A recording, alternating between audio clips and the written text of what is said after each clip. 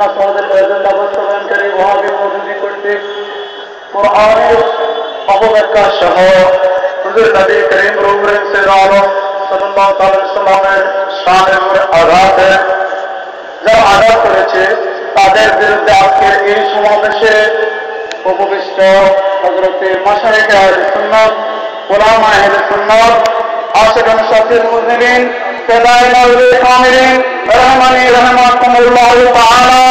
আজ সবাই এই বক্তার মঞ্চে সবাই শুকরিয়া আমরা বলি আলহামদুলিল্লাহ। প্রিয় উপস্থিতি, ফেসবুকে যে ব্লগের মধ্যে নবী করিম সাল্লাল্লাহু আলাইহি ওয়াসাল্লামের সঙ্গে আঘাত করেছে, আমরা তাদের বিচার চাই। কি বলেন? আমাকে একটু সময় দেন, আমি একটু সময় করি আপনাদের অনুরোধ। গাজী সুলতান সালাউদ্দিন আইয়ুবী রহমতুল্লাহ আলাইহির সাথে খ্রিস্টানদের যুদ্ধ হয়েছিল। সেই যুদ্ধে তিনি অনেক লোককে বন্দী করেছিলেন। সকলকে ছেড়ে দিয়ে একজনকে তিনি নিজ হাতে জবাই করে হত্যা করেছেন। তাকে জিজ্ঞাসা করেন, হুজুর আপনি তাকে সবাইকে ছেড়ে দিয়ে একজনকে কেন হত্যা করলেন? তিনি বলেন, লিআন্নাহু কানা ইয়াসুব্বু মুহাম্মাদান সাল্লাল্লাহু আলাইহি ওয়াসাল্লাম, তার অপরাধ হচ্ছে সে আমার নবীকে গালি দিত। আমরা আজকের সমাবেশ থেকে সরকারকে, বিরোধী দলকে একসাথে আহ্বান করবো, নাস্তিক বাবাকে আমরা শাস্তি, সর্বোচ্চ শাস্তি দেখি বলেন।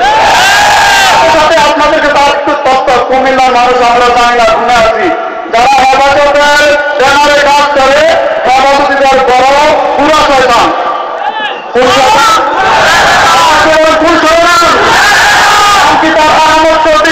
সে দুইটা বই তার আমার হাতে আছে, আপনারা কিনবেন। একটা বইয়ের নাম সুন্নাত ও বেদাতের সঠিক পরিচয়।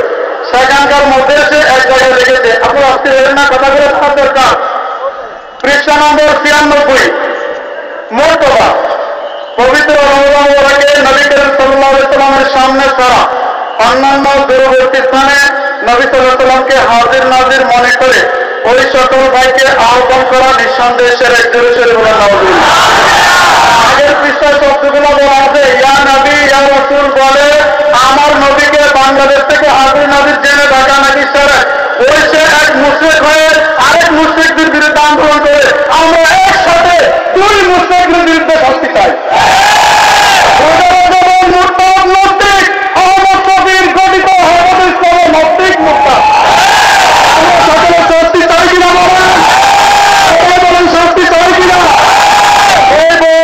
শুনান জেনে রাখেন, আগামী 6 রজব হাজার ওরস হবে কিনা, আওয়াজ দিয়ে হবে কিনা। ওই বইয়ের 113 পৃষ্ঠায় লিখেছেন, যে ব্যক্তি খালদা চিশতি রহমতুল্লাহর কবরের উপর কিংবা সালার মাসুদ কাজী রহমতুল্লাহর কবরে অথবা অন্য কারো কবরে এর জন্য উপস্থিত হয়েছে, সেখানে দোয়া করবে এবং তার দোয়া সেখানে কবুল হবে, তাহলে সে এমন পাপ করলো যা হত্যা এবং দর্শন থেকে মারা।